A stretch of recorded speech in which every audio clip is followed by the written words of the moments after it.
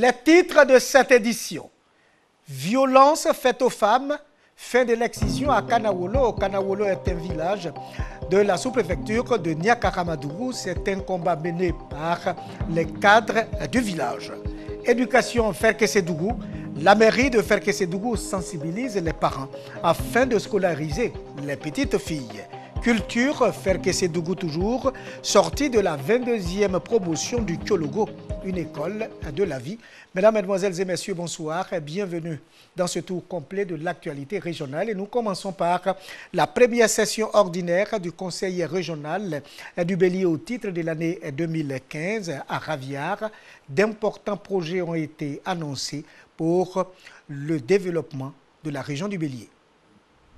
C'est la localité de Raviard qui a abrité le premier conseil régional du Bélier au titre de l'année 2015. Étaient présentes les forces vives de la région en grand nombre pour penser son essor économique et social. D'importantes dates pour des réalisations d'envergure ont été annoncées pour le grand bien des populations. Le lancement des travaux de bitumage de la route Thiébissou-Didievi le 12 juin à 15 h, le reprofilage de 100 km de route, la réparation des pompes villageoises. Nous avons plus d'une centaine de pompes villageoises à réparer. Les collèges de proximité qui sont en construction. La région du Bélier, contrairement aux autres régions, n'est pas très riche. Mais nous espérons bientôt créer les richesses. À ces infrastructures routières et scolaires, il faut ajouter l'électrification villageoise et des ateliers de réflexion dont la session africaine sur le changement climatique. Les armoiries du Conseil ont été adoptées. Le président du Conseil a surtout appelé les populations du Bélier à l'union et à la solidarité pour le développement de la région. Enfin, le compte administratif 2014 et le rapport financier du Conseil ont été adoptés. L'excision ne se pratique plus à Kanawolo. Kanawolo est un village de la sous-préfecture de Niakaramadougou. C'est une campagne de sensibilisation des cadres du village qui a abouti à la fin de cette pratique de notre âge. L'excision est l'ablation totale ou partielle du clitoris ou des petites lèvres de la petite fille. Une pratique qui avait cours jusqu'à un passé récent à Kanawolo, village de la sous-préfecture de Niakaramadougou. Aujourd'hui, l'excision est abandonnée dans cette localité pour le bonheur des petites filles. Elle a fait beaucoup, mais elle ne peut pas les compter, elle ne connaît pas le... Je suis contente parce qu'on ne fait plus l'excision dans mon village. La forêt sacrée, autrefois théâtre de cette pratique, est en partie détruite pour faire place à une école primaire de 3 classes destinée à l'instruction des petites filles de ce village. Pour la rentrée prochaine, Kanawolo a quitté l'obscurité pour accéder à la lumière, passage utile. Chacun dans sa petite famille essaierait de faire une sensibilisation aussi pour que tout ça s'arrête. Ça fait plus de 10 ans. Aujourd'hui, nous sommes heureux. Notre combat a abouti. Les cadres qui ambitionnent de bâtir un village moderne et modèle ont par l'entremise de leur association réalisé plusieurs infrastructures communautaires de base. Âpre a été la lutte et ce n'était pas gagné d'avance, la tradition ayant la peau dure. Âgé de 68 ans, marié et père de 8 enfants, Nana Kwabeyao Alexis est le nouveau chef de Nebo. Nebo est un village de la commune de Bouaké. En recevant son arrêté de nomination des mains du sous-préfet central de Bouaké, Nana Tano Ongo Samienti II a également reçu des conseils de l'autorité administrative. De nombreux défis attendent le nouveau chef. Créé depuis l'époque coloniale, le village de Nembo, commune de Bouaké, est phagocyté par l'urbanisation de la ville. Aujourd'hui, Nembo souffre d'un déficit de terre, du manque d'entretien de certaines de ses infrastructures socio-éducatives. Surtout, Nembo est confronté au chômage de ses jeunes. Voici, entre autres, les défis qui attendent le nouveau chef du village de Nembo. Âgé de 68 ans, marié et père de 8 enfants, Nana Kwame Yao Alexis, 5e chef du village, dont le nom de règne est Nana Tanungo Samienti II, a été intronisé le week-end dernier.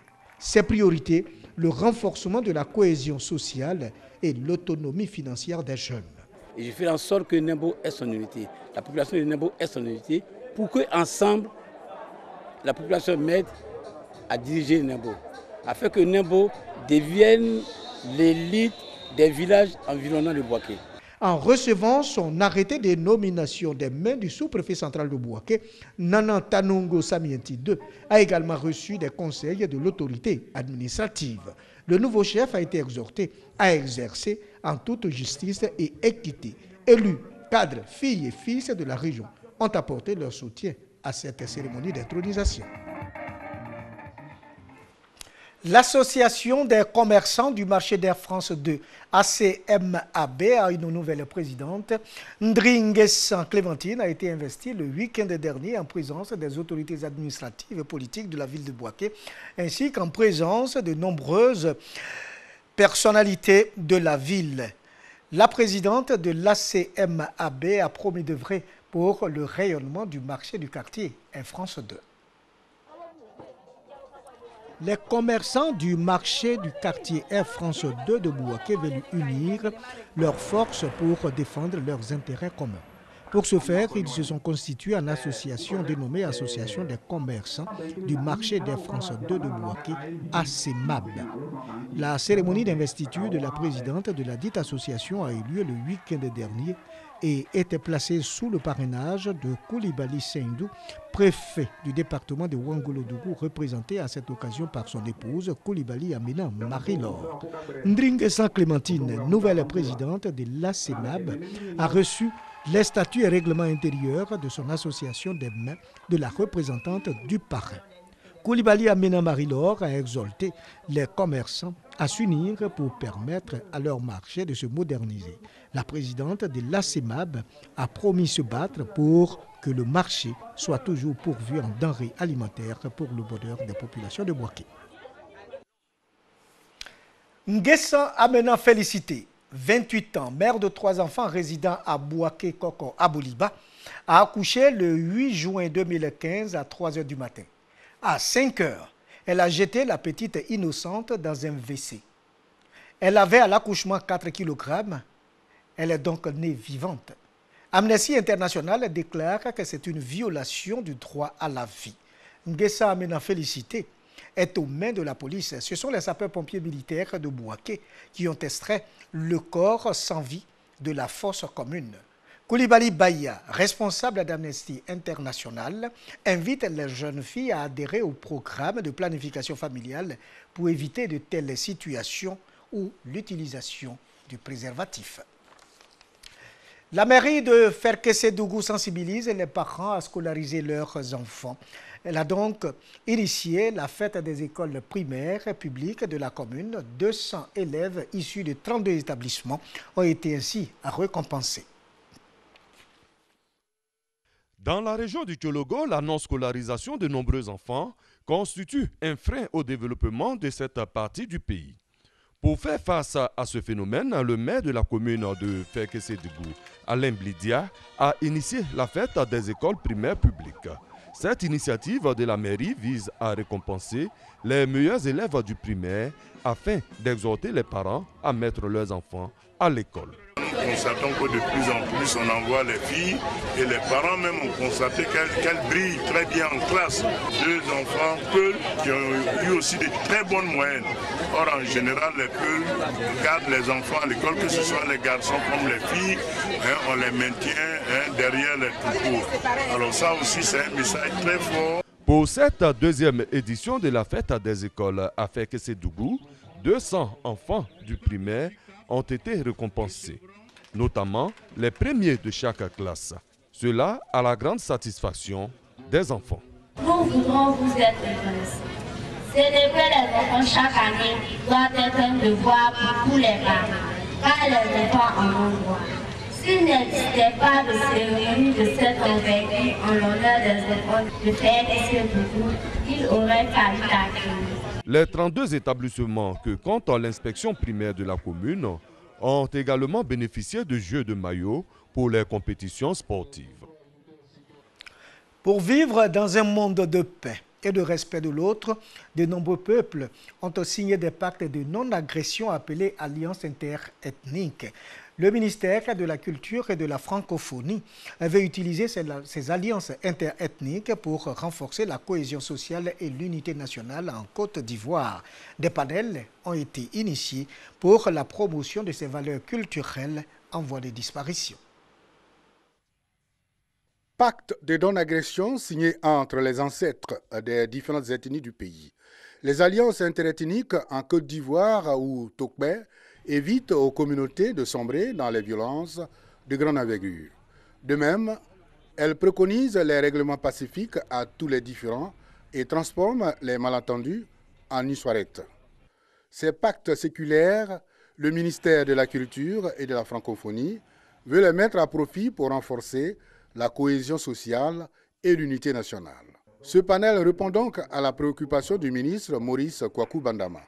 Thème central de cette causerie débat, les alliances interethniques à l'épreuve des mutations sociales et économiques. Comment s'inspirer du passé pour créer une société de tolérance et de paix? Pour les panélistes, au-delà de la parenté en plaisanterie, les alliances interethniques est une science en faveur de la prévention et la résolution des conflits. Pour toute société qui veut vivre en paix, doit tout faire pour ne pas perdre les valeurs culturelles des parents. Ce que nos parents avaient comme valeurs culturelles, ça doit soutenir tout ce que nous avons sur terre ici. Et ça va faire que, même les conflits qui arrivent maintenant, les alliances interethniques peuvent être des freins à ces conflits. Cependant, force est de constater que ces valeurs culturelles tendent à disparaître au profit du modernisme. Les participants à ce panel ont préconisé un éveil de cet atout culturel de la Côte d'Ivoire. Voir les chefs traditionnels surtout, voir avec eux comment est-ce qu'ils peuvent faire revivre ça. Parce que la jeunesse d'aujourd'hui a tendance à négliger cette alliance-là, alors que c'est très important. Les peuples de Côte d'Ivoire qui pratiquent ces alliances interethniques sont entre autres les Sonofo avec les Yakouba, Koyaka, Lobi, Gouro, Maouka, Koulango. Les peuples Atié, Abé, Mbato, Kouroumen, Bakoué sont les alliés des Dida. Les Baoulés avec les Ando et Agni. Les Gouro avec les Peuls, Yakouba, Sonofo, Tagbana, Diamala et Gimini. Aujourd'hui, de nombreuses initiatives sont prises, ça et là, dans le sens de la réactivation de ces habitudes. Il appartient aux autorités de soutenir une politique de vulgarisation de ces alliances interethniques. Toujours au chapitre de la culture, sorti de la 22e promotion du Kyologo. Après 3 mois passés dans les bois sacrés, 15 Kélé sont désormais des hommes accomplis. La fin de leur initiation a été récemment célébrée à Welengeka, dans la sous-préfecture de Ferkessédougou, en présence des amis, parents, amis et connaissances. Le reportage de Kader Sogodogo. En pays sénoufo, le passage de l'enfance au statut d'adulte passe obligatoirement par une phase initiatique. À Ferkessédougou, la classe forgeron pratique le Kyologo. Après 3 mois d'hibernation dans le bois sacré, 15 Tchélés font leur sortie officielle.